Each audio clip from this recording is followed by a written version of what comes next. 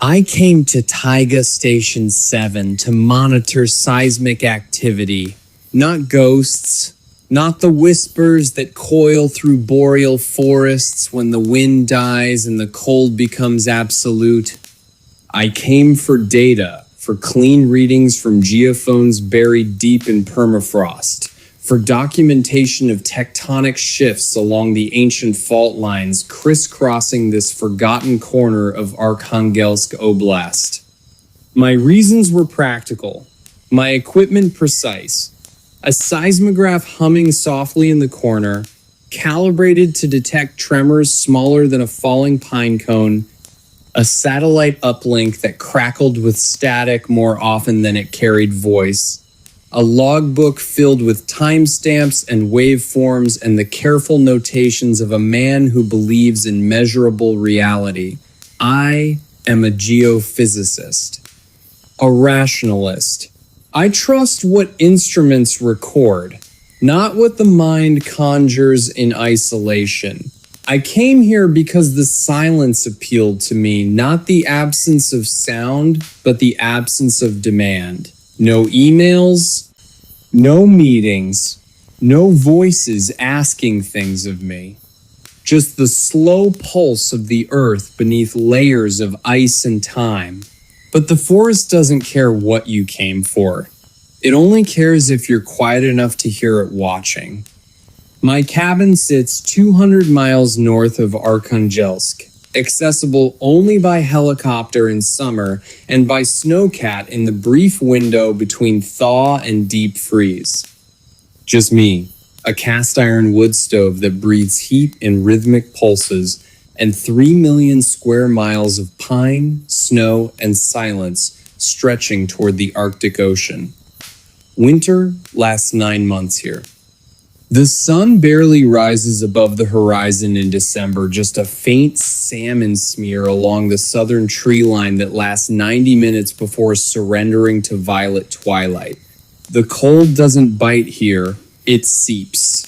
It finds the microscopic gaps in your thermal layers, the hairline fractures in your resolve, and flows inward like water through cracks in your bones, until your very thoughts feel chilled. Frost feathers the inside of the windows by midnight, intricate patterns blooming across glass no matter how fiercely the stove burns. At night, the temperature drops to -40, a cold so absolute it steals sound itself. The crunch of snow underfoot becomes muffled, distant, as if the air has thickened into glass. I've been alone 6 weeks, long enough for the rhythms of civilization to fade like old radio signals, long enough to learn the forest's cadence not as data points but as breath. Wind howls at dusk, not a steady gale, but a chorus of voices rising and falling through the pines, a sound like distant trains or grieving women depending on how the ice coats the branches. I've learned to distinguish the groan of stressed timber from the sigh of shifting snowpack. Wolves call at midnight distant, mournful harmonies that ripple across the frozen lake. Not the Hollywood chorus of aggression, but something older, a conversation between scattered kin, a mapping of territory and sound. I've counted their numbers by the overlapping pitches, 7 in the main pack, perhaps a lone disperser farther east. By 3 a.m., even they go silent, not gradually, abruptly, as if a switch flips deep in the earth's bones. The wind dies between one breath and the next. The creak of settling timber ceases. Even the faint hiss of falling snow stops. For exactly 17 minutes, the time it takes a stick of incense to burn down in the monasteries near Solovetsky, the world exists in perfect, watchful stillness. That's when I first heard it. Night 42. I was logging the day's seismic readings, the pen scratching softly in the stove's orange glow. The silence had just settled. I felt the shift before I heard it, a pressure change in the air, the sense of being regarded not with malice but with patient curiosity. 3 slow taps on the cabin door, not frantic, not demanding, polite, familiar.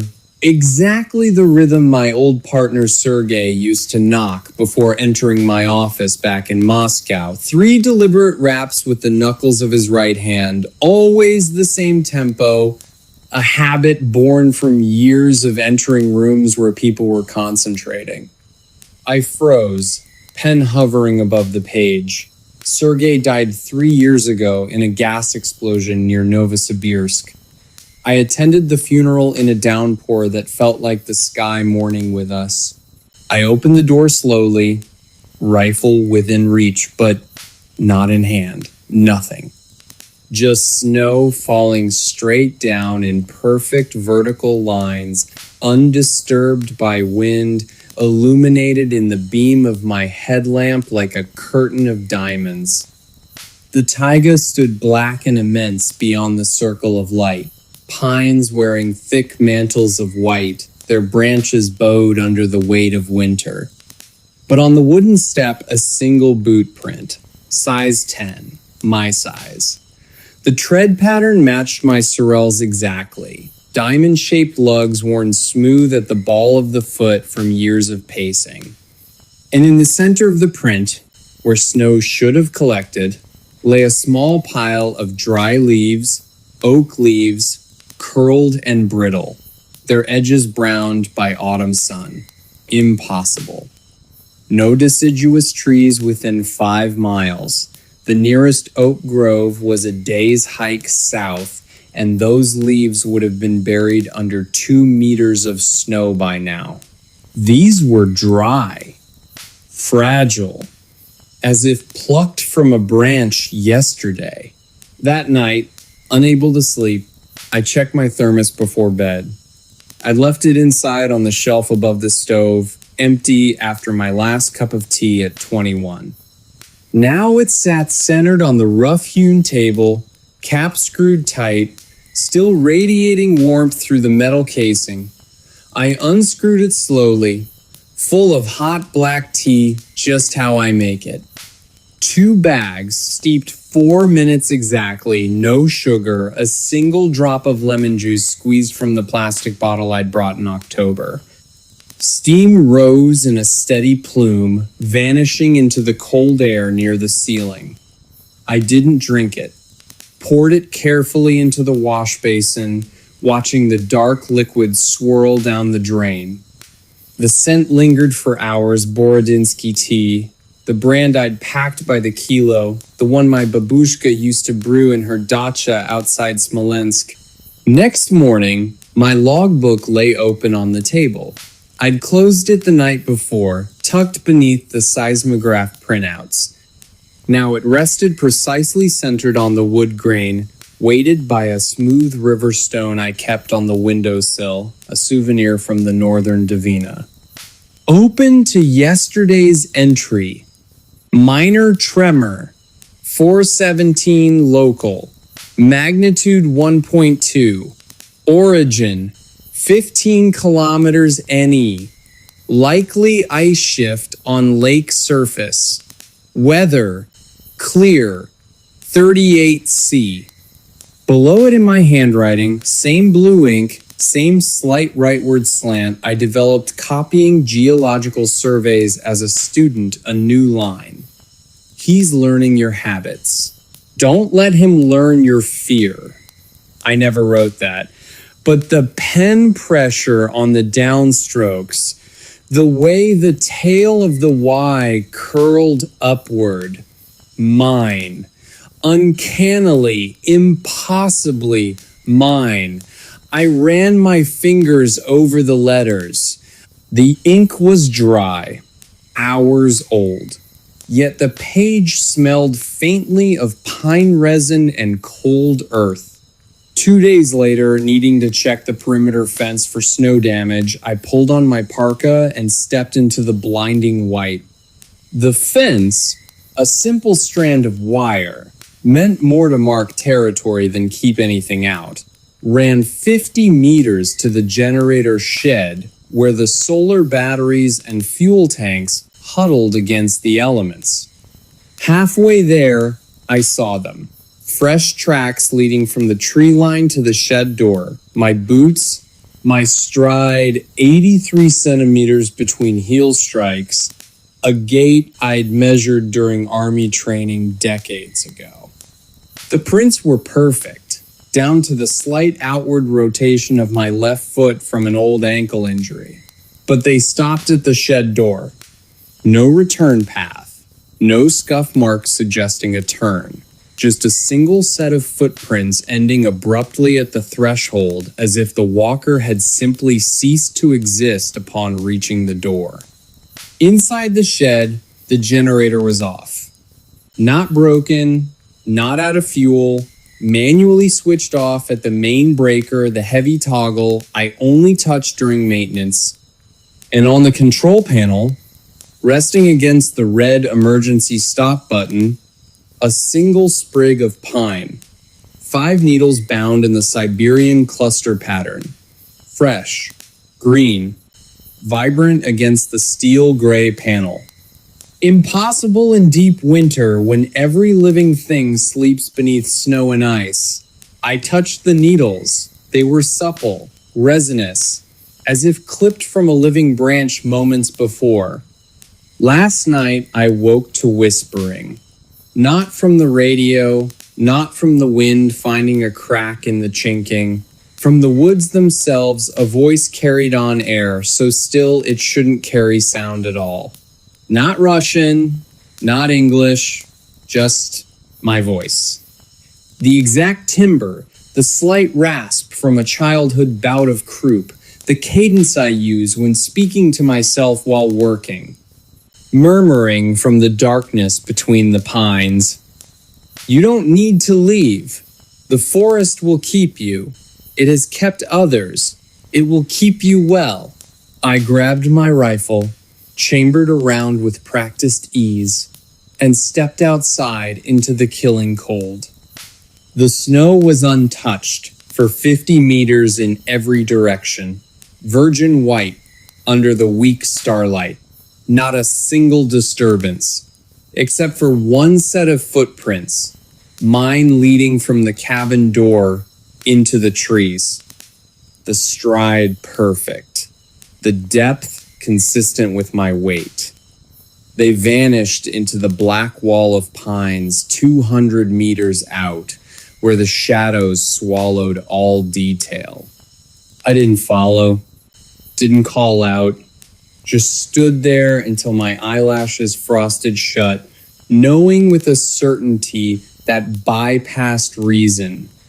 Whoever made those prints wasn't behind them, wasn't ahead of them, was already wearing my boots, was already learning the weight of my coat, the rhythm of my breath, the way I take my tea. This morning, dawn a mere suggestion behind cloud cover, I found my spare gloves on the wood pile, not tossed there after splitting logs.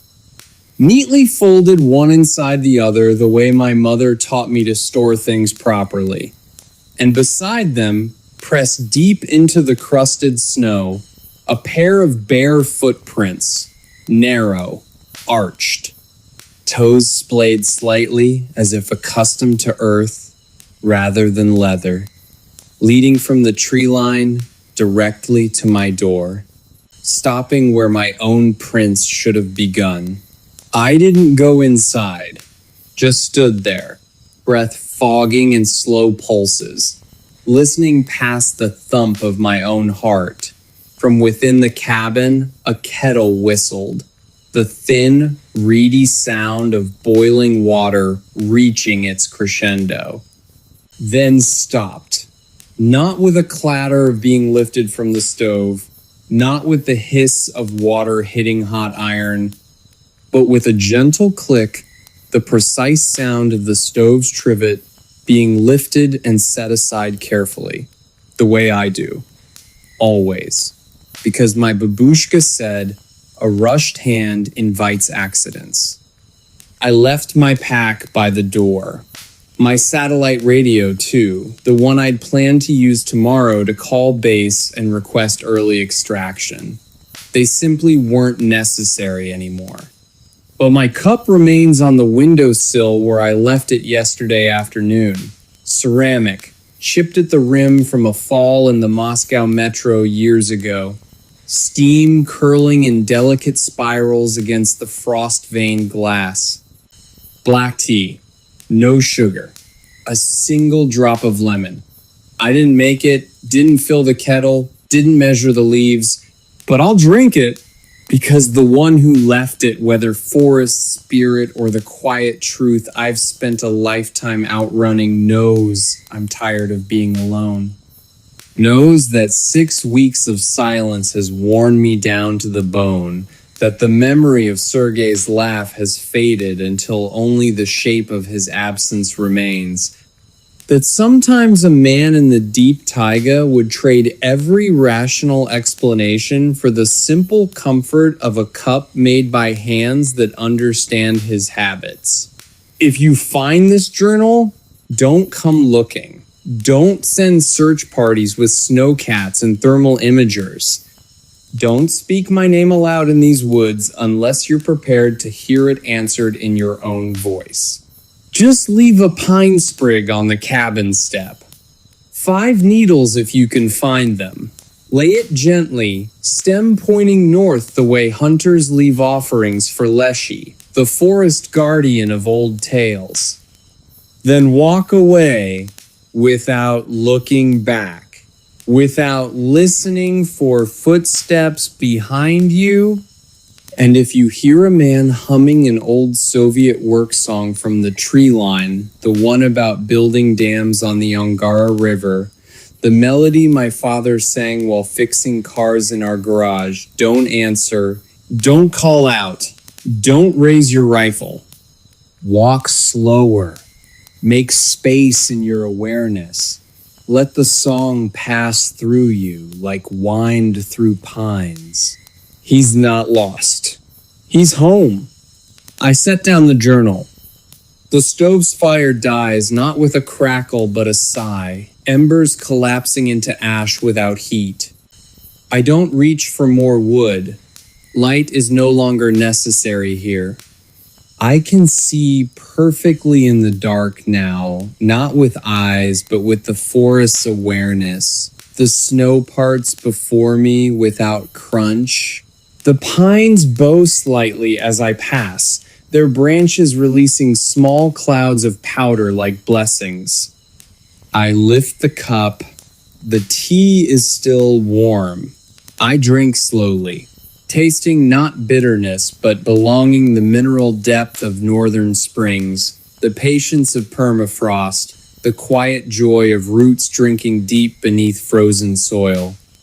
When it's empty, I place it gently on the woodpile beside the gloves. It will wait there for the next one, the one who comes listening instead of measuring, the one who hears the 17-minute silence, not as emptiness, but as invitation. I step away from the cabin without looking back. My body moves differently now, lighter, sure-footed on the snow, without boots, without fear. I walk toward the tree line where the pines grow close together like pillars in a cathedral built by no human hand. Halfway there, I pause. Turn back toward the south, where Archangel glows faintly through atmospheric haze far beyond the horizon, where my sister's probably making borscht in her cramped apartment, humming that same Soviet work song without knowing why it comforts her today. I open my mouth, no sound comes out. But the forest carries it anyway, a vibration through root and stone and frozen air. The apology I never spoke for leaving home. The gratitude I never voiced for her monthly letters that arrived even when I didn't reply. The simple truth. I am well. I am whole. I am where I was meant to be. The snow swirls in response. Not wind, acknowledgement. I turn and walk into the trees. They part without sound. My feet touch earth that has never known shoe leather. And for the first time since I was a boy hiding under the bed during thunderstorms, listening to my father's footsteps approach, I am not afraid of the quiet. I am the quiet. I am the 17-minute stillness that makes wolves fall silent. I am the steam rising from a cup left for the lonely. I am the footstep behind you on the trail that isn't yours, yet feels familiar. The forest breathes. I breathe with it. And somewhere deep in the taiga, a wolf lifts its head not toward the moon, but toward my cabin, sniffing the air, ears twitching, sensing the new presence that walks these slopes now. Not ghost, not memory, but guardian. Keeper of the silence between heartbeats. One more thread woven into the forest's endless, breathing tapestry. Waiting for the next lonely man to arrive with his instruments and his need for quiet. Ready to learn his habits, ready to make him tea, ready to show him that some solitudes are not empty but full of belonging. I came to Mount Koya to study snow monkeys. Not spirits, not ghosts, not the whispers that coil through these ancient cedar forests like incense smoke. I came for data for behavioral notes on macaca fuscata adapting to high-altitude winters, for footage of troop dynamics near sacred ground where humans tread softly. My reasons were scientific, my equipment precise, a telephoto lens wrapped in neoprene against the damp, a weatherproof notebook filled with grids and timestamps, a voice recorder set to capture primate vocalizations without human interference. I am a man who trusts what can be measured, documented, filed away in university archives. I believe in observable reality, in the clean separation between researcher and subject, in the idea that some places remain untouched, not by magic, but by remoteness. But the mountain doesn't care what you came for. It only cares if you're quiet enough to hear it breathe.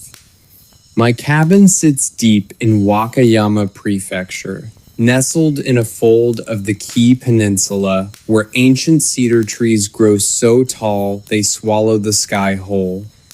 Their trunks, wider than my outstretched arms, rise like pillars in a cathedral built by no human hand. Moss drapes their branches in emerald veils.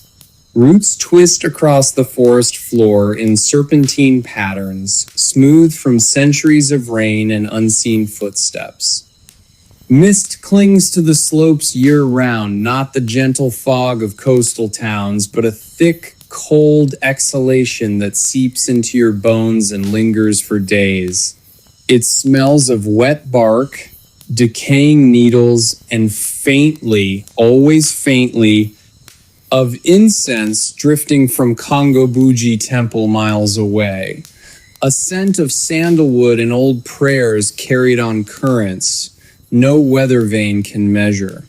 I've been alone 7 weeks, long enough for the city self to erode like stone under constant rain, long enough to learn the silence not as absence, but as presence.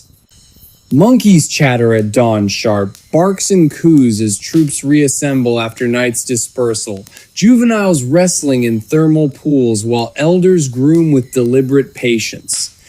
I've cataloged 3 distinct family groups, noted their hierarchy shifts after the alpha male vanished 3 weeks ago.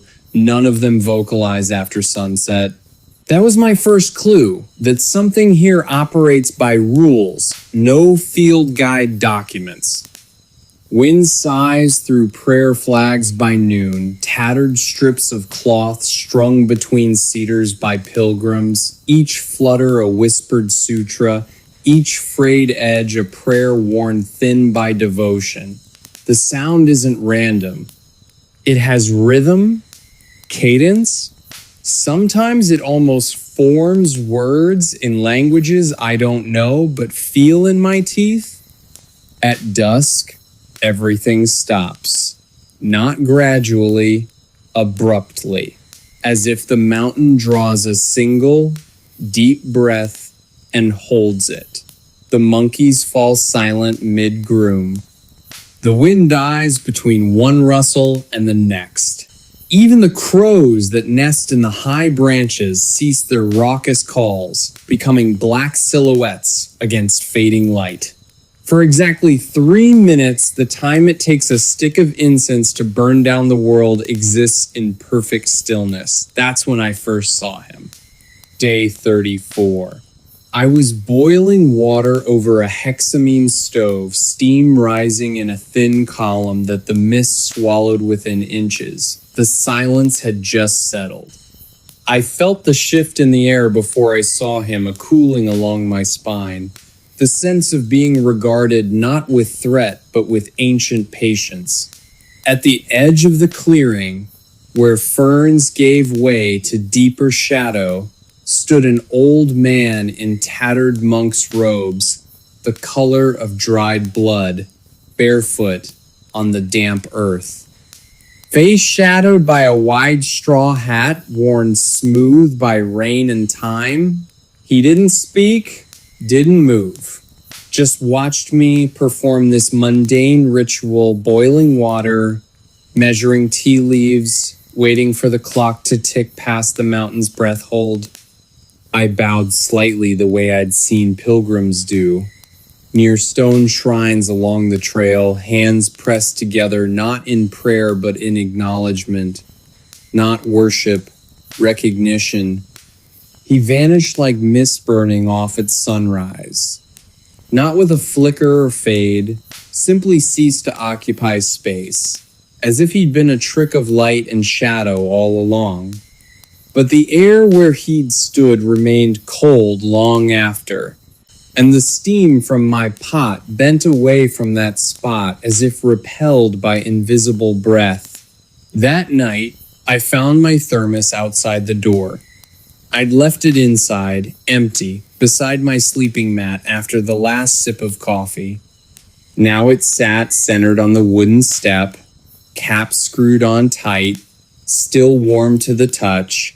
I unscrewed it slowly, full of hot green tea, not coffee, not my brand of instant granules bought in Osaka, but the kind sold at Kongo-Buji Temple, bitter, earthy, with the faint mineral taste of mountain spring water, served to pilgrims in chipped ceramic bowls as part of their alms round. I didn't drink it. Poured it carefully onto the moss beside the step, a gesture I didn't understand but felt compelled to make. The steam rose in a straight column until it touched the mist, then vanished as if absorbed. Next morning, my field journal lay open on the porch. I'd closed it the night before, tucked under my pillow. Now it rested on the damp wood, pages weighted by a smooth river stone. Open to yesterday's entry. Troop beta foraged near thermal springs. Juvenile male exhibited play behavior with floating leaf. Weather, overcast, 4C. Below it in my handwriting, same black ink, same pressure on the downstrokes, a new line. The mountain remembers those who listen. I never wrote that. But the slant of the T's, the slight hook on the Y, mine. Uncannily, impossibly mine. I ran my fingers over the letters. The ink was dry, hours old. Yet the page smelled faintly of incense. 2 days later, needing supplies and a reminder of the world beyond mist, I hiked to Okanoin, the cemetery of 200,000 souls. The path winds 2 kilometers through cedar forest, lined with over 10,000 stone lanterns donated by families across 8 centuries. Moss blankets every surface lantern's gravestones, the stone statues of Jizo that stand sentinel with offerings of red bibs and coins at their feet. Even at midday, light barely penetrates the canopy. The air grows colder with each step deeper into the necropolis. Pilgrims move in silence here. Cameras stay in pockets. Voices drop to whispers not out of fear, but respect for the sheer weight of accumulated memory in this soil. Halfway down the path, where the lanterns glow with a faint bioluminescence even in daylight, a trick of lichen and longing, I saw him again, the old monk. Kneeling before a weathered grave marker so ancient its inscription had worn smooth, placing a single persimmon on the stone with deliberate care. The fruit was impossibly ripe, deep orange, skin taut with sweetness in a season when no persimmons should exist this high. I called out softly, "Sumimasen." He turned. Slowly. The straw hat tilted just enough for shadow to deepen beneath its brim. No face. Just darkness where features should be. Yet I felt his gaze not with my eyes but in my chest, a pressure like deep water, ancient, patient, without judgment. He raised a hand, gnarled fingers like cedar roots, and pointed not to my heart but to my throat, to my voice. The instrument I'd used to record monkey calls, to narrate field notes, to fill silences with human noise. Then he walked into the trees. Not along the path. Straight into the wall of cedars, where no trail existed. I ran to the spot, heart hammering. No broken branches, no disturbance in the moss. Only a single persimmon leaf resting on the path where he'd stood, veins glowing faintly gold in the dim light. That evening, back at the cabin, I checked my gear meticulously. Tent secure, food stores intact, camera batteries charged, everything accounted for. Except my spare gloves, the thick wool pair I kept sealed in a Ziploc for emergencies. In their place, folded neatly on my sleeping mat, lay a pair of straw sandals, worn smooth by centuries of feet, the bindings frayed but strong. And tied around the toe strap, a length of twisted rice straw rope, shimenawa, sacred boundary rope, used to mark places where kami spirits dwell, where the veil between worlds grows thin. Someone was telling me plainly, "You're standing on holy ground. You have been for weeks. You simply lacked the eyes to see it." Last night, I woke to chanting. Not from the temple miles away, from the ridge above my cabin. Low, rhythmic. A vibration felt in the teeth before it reached the ears. Not human voices. Too harmonious. Too slow.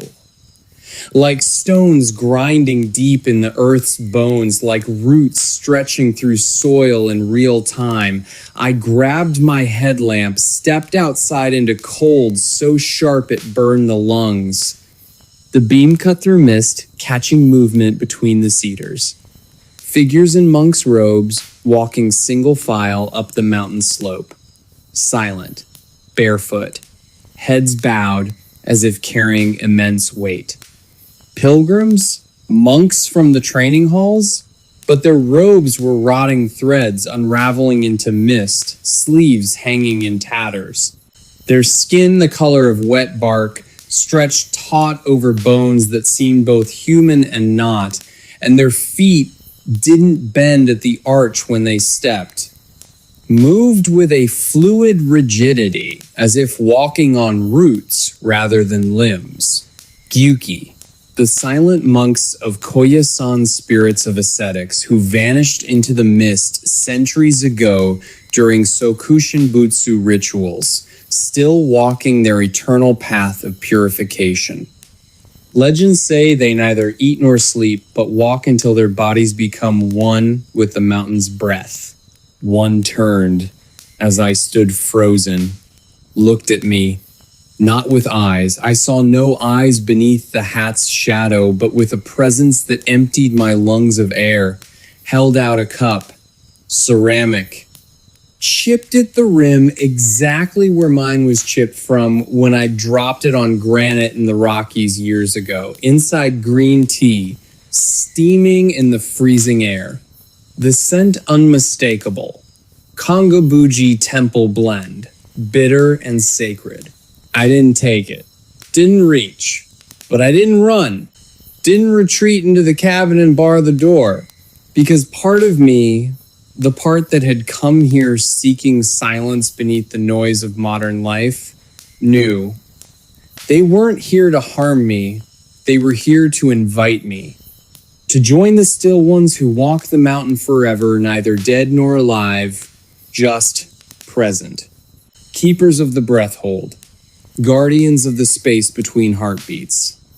This morning, dawn barely a suggestion behind the mist, I found my passport on the altar stone behind the cabin, a flat granite slab locals say was used for offerings long before Buddhism reached these slopes. Open to my photo. A single persimmon leaf pressed over my face, veins aligned perfectly with my features. And beside it, my hiking boots, neatly placed sole to sole, laces coiled in perfect spirals like sleeping snakes. I hadn't put them there. Hadn't even stepped outside since waking. Now I sit by the fire, writing this by the dim glow of embers. My pack is gone, my satellite phone too, not stolen, simply no longer present, as if they'd been illusions all along. But my cup remains, ceramic, chipped, steam curling in the cold air, green tea, bitter, real. I didn't make it, didn't boil water, didn't measure leaves, but I'll drink it. Because the one who left it, whether mountain spirit or the quiet truth I've spent a lifetime avoiding, knows I'm ready to be quiet. Knows I've stopped listening for monkey calls and started hearing the mountain's own voice in the spaces between sounds. Knows that some transformations require surrendering the tools that defined you. The recorder, the notebook, the voice that names things, instead of simply being with them. If you find this journal, don't come looking. Don't send search parties with radios and thermal cameras. Don't speak my name aloud on this mountain unless you're prepared to be answered. Just leave a persimmon at the base of the oldest cedar, the one with the lightning scar running its full height, where prayer flags hang even though no human has tied them in living memory. Leave it stem up as an offering. Then walk away without looking back.